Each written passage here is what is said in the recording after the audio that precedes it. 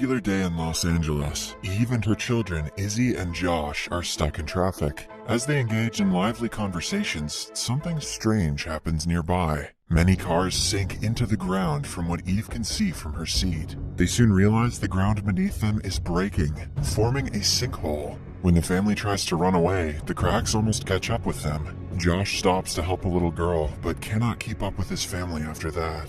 He eventually falls into the hole, followed by his mother. Seconds before going down, Eve tells her daughter that she loves her. An aerial view of the city shows us an enormous hole in the middle of it. People go into a frenzy, and a state of emergency is declared. Somewhere else, Eve's husband Gavin is in a meeting with his employer. He is a former military pilot who left his job following a crash. It caused him to suffer mental trauma, which led to hallucinations and manic episodes. Gavin sees the news about the sinkhole and runs to the site to look for his family. Finally, seeing a familiar face, Izzy hugs him and cries in his arms. Gavin's heart drops upon finding out that his wife and son are no more. Suddenly, a flock of strange birds flies outside from the sinkhole and caw at the crowd before disappearing into the sky. Morbius, was that you? In the following scene, we see Eve waking up in a field. Confused, she looks around and notices a green light in the sky. She is near a stone with a bloodied handprint on it. Then, she remembers the flashes of Josh falling into the hole and starts looking for him. After crossing a meadow, she reaches the woods and comes across a man who is just as confused as her. Both of them notice smoke rising nearby and run to check what it is. To their surprise, every person and vehicle that fell into the sinkhole has landed here. Eve reunites with her son and the other survivors. They shortly find out that they fell from the green ripple in the sky, but no one knows a way to go back up. The group is led by Dr. Sam, who asks everyone to make the best out of the situation by collecting food and water. Everyone does their part for the group, except for a police officer named Mary Beth, who tries to hide a box of protein bars. When Josh calls her out, she claims that they cannot stay as a community when tough times arrive. All of a sudden, a wolf comes into their sight and attacks them. I hope it kills Mary Beth. Soon, the animal is followed by its pack, sending the survivors into chaos. Everyone gets inside the closest cars, but Eve is stuck between two wolves. A man named Ty shoots the animal dead and saves her life. However, the bullet also hits Josh and hurts him severely. He is brought into a bus where Sam tries his best to save his life. A while later, he and Eve set off to look for an ambulance that also fell into the hole earlier. In their absence, Sam's daughter Riley takes care of Josh. Back in LA, the chief scientist of the Department of Homeland Security, Dr. Sophia, is delivering an official statement to the public. She claims that no person who fell into the hole has any chance of survival, but they are doing their best to retrieve the bodies. After listening to her speech, Gavin gets a strange vision where he sees Eve near the rock with the handprint. He tells Izzy that he has been getting these visions since his accident, but he has always only seen empty fields and meadows.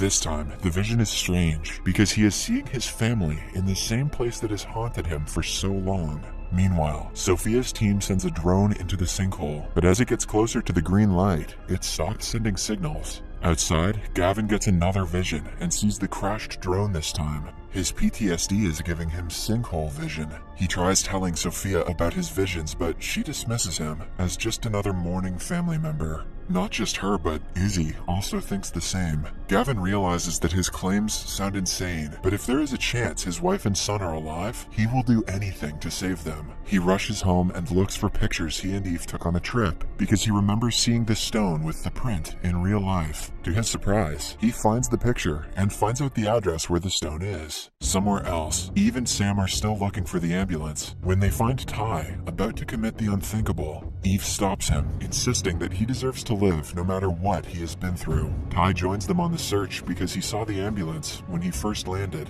Back in LA, Gavin finds the rock and starts digging around it to look for more clues. Izzy thinks his father has gone insane until he finds Eve's ring on the ground that she used to wear around her neck. Then, Eve and the group finally find the ambulance in an empty field. She notices the Hollywood Hill sign on the vehicle and the hill in front of them. The two look identical, which means they are still in LA, but in the past, when humans are yet to discover it. Suddenly, they are attacked by a tiger, who chases them off the track. Sam falls down a hill, but the other two cannot look for him, while being chased by the beast of an animal. At one point, they are seconds away from being attacked, before the tiger falls into a trap. It is clearly made by a man, which means they are not the only people here. For the next few hours, they look for Sam, and find him lying at the bottom of the hill. His back is injured, but he is still conscious. They immediately have to get back to the camp, because by now, Josh's wound has become infected. When Sam realizes that he is slowing the group, he asks the others to get to Josh first. Eve leaves Ty to take care of the man,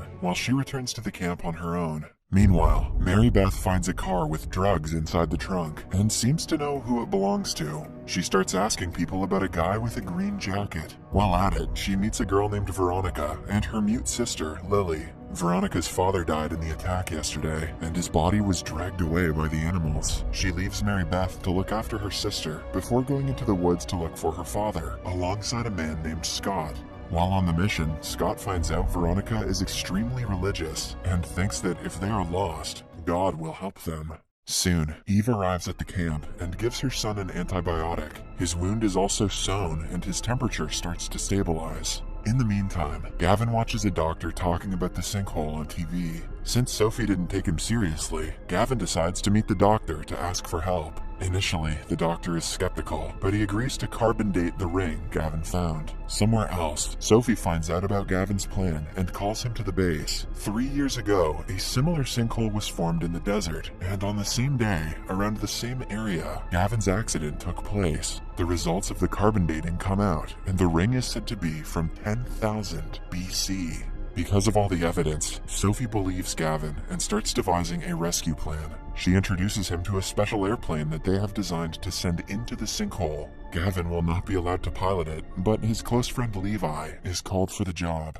Back in 10,000 BC, Veronica and Scott come across a bunch of camels about to walk into a tar pit. Scott stops them and saves their lives. At the same time, they see Veronica's father's corpse in the middle of a palm symbol made of stones. In the woods, Sam and Ty meet a man named Lucas. When they reach the camp, we find out that Lucas is Mary Beth's son and a drug dealer. They are not on good terms, but Mary Beth is protective of him. Riley takes care of Sam and his back injury alongside Scott. They use the drugs they found in one of the cars as an anesthetic. When Scott returns, he tells everyone that they are in 10,000 BC. He is an anthropology graduate who knows that 8 camel remains were rescued from tar pits a month ago. Those were the same 8 camels he saved earlier. Yeah, that checks out and doesn't sound like bullshit at all. Lucas refuses to believe him and sets out on his own journey to look for a way out. Mary Beth follows him, and the two eventually reach a trap that was definitely made by a human. Meanwhile, Eve and Ty also set off to search for food, but while hunting, they come across a bear. It chases them into the cave, where their life is saved. However, the opening to the cave is blocked by stones, and they are stuck inside. Suddenly, Lucas and Mary Beth appear behind them. Having entered the cave to look for the native person, they explore the place and eventually come across a water body. Ty goes in to check for a way out, but comes across a bigger surprise. Everyone follows him into the water and come out the other side to a years-old corpse. It is clear that the man was from the future, like them, and lived in isolation. He committed the unthinkable with a gun that is lying to his side. The group decides to keep this a secret from the rest of the survivors, not wanting to destroy their spirit. They also find edible mushrooms outside. Party time. By the end of the day, they return to the camp with food for everyone. While enjoying them, Ty tells Eve that he has a brain tumor and doesn't have long to live. He had given up hope, but the sinkhole has given him a purpose in life, now that everyone is going to die.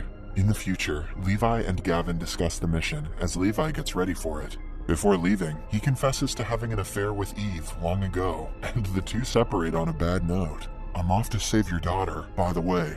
The flight takes off as the mission control holds its breath. However, before reaching the green light, they lose connection and the plane crashes in the past. Gavin and Izzy hug each other, assuming that they have lost Levi as well. In the camp, Riley thanks Scott because he used the drugs found in the car to help her father earlier. Scott takes the compliment before revealing that he buried them somewhere in the forest and doesn't remember where. Suddenly, the green light grows bigger and the aircraft with Levi enters the atmosphere. In the morning, Lucas, Eve, Josh, Scott, and Riley set off to look for the aircraft. They eventually come across Levi. He reunites with Eve before telling them about his mission. The group is happy that people back home are doing something to help them.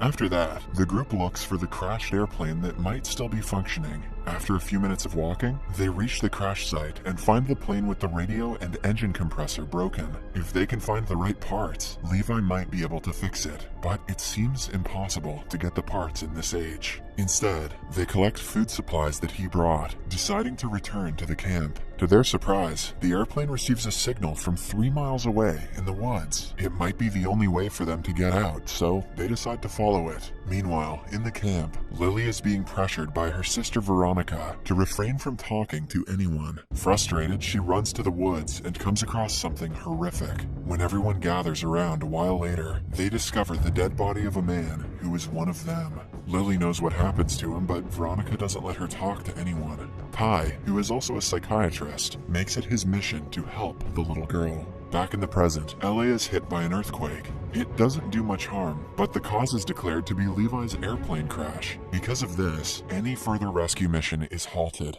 Gavin goes to Sophia's office to retaliate, but finds out that she is on a holiday. Instead, he finds a picture of her with a woman named Rebecca, who is also a part of the other sinkhole exploration program. He assumes that she has answers to his questions and finds her address on the internet. After that, he and Izzy drive to meet Rebecca. The following morning, they reach Rebecca's home and find her with Sophie. They reveal that when the last sinkhole appeared in a desert, a group of scientists was sent inside to explore it. However, the green rift closed before they could come out, which trapped them in 10,000 BC for the past 3 years. The group that was trapped consisted of people close to Sophie and Rebecca, so they are adamant about continuing the rescue mission, even though the High Command is against it. Rebecca has built an aircraft in secrecy that will help them enter the sinkhole again. It has modifications that won't cause an earthquake either. Damn, that's some good science. However, they will have to launch it in secret, and it will have to be piloted by Gavin. In the camp, Ty sits Lily down and asks her questions about what she saw yesterday. Veronica insists that she cannot speak, but Lily proves her wrong by saying that she saw an old man where the dead body was found. As she tells them this, the said old man is watching them from the woods. Somewhere else, Lucas finds out that his stash of drugs was hidden by Scott and follows him everywhere since the drugs were worth a lot. The group eventually reaches a fort-like place, clearly built by a civilization. Scott assumes that it is an indigenous civilization of the past. The place is also the location where the signal is coming from. They enter the fort and separate into groups of 2 to look for the source. Josh and Riley end up in a room with a secret door that leads them outside the fort. Meanwhile, Eve and Levi go to a strange building where a dead body lies inside of a palm-shaped mark made with stones. Levi reveals that his mission was also to find the scientists who disappeared 3 years ago, and the dead man is one of them. At the same time, Lucas and Scott get into an argument when Lucas finds out Scott lost his stash. Suddenly, they are attacked by a native of the fort who knocks them both out. Outside, Josh and Riley are also spotted and chased down the hills. They hide in between the rocks and somehow manage to save their lives. Then, the natives go after Levi and Eve. While trying to run away, they end up in a room filled with children. One little guy asks them to hide and sends the guards away when they come looking for the trespassers. Scott and Lucas wake up next to the dead body from earlier. They use a lighter to free their hands and run outside. By now, Josh and Riley have also returned to get the rest of the survivors. They gather up out of the native's sight with the help of a kid. He shows them the way out, even though the leader of the tribe is his grandfather. Before everyone can escape, they are found and are about to be killed until a woman stops the people. In the end, the group escapes and goes back to the camp. Scott is in shock because he heard the tribe speak English, but the Europeans aren't supposed to come to the land until decades later. In the following scene, Levi and the group reach the camp and tell the others about everything that happened. When it gets dark, Ty notices Lily sitting alone and approaches her. He wins her trust before asking her if she is hiding something. Lily reveals that Veronica is not her sister. A year ago, she was kidnapped by Veronica and her father and has been with them ever since. Ty is shocked at the revelation. When Veronica arrives with the food, she senses that he knows the truth and runs away. Meanwhile, in the future, Rebecca brings Gavin to an ancient civilization, which is assumed to be where the survivors of the sinkhole ended up. This is proven when they find an ancient letter from Eve, apologizing to Gavin for not believing his hallucinations. Gavin is also told that he has to pilot the plane into the sinkhole today, or else it will close the next evening, and the others will remain trapped in the past. Seriously, where is the science coming from in this show? There is a chance that he will never return, but Izzy allows him to go, regardless.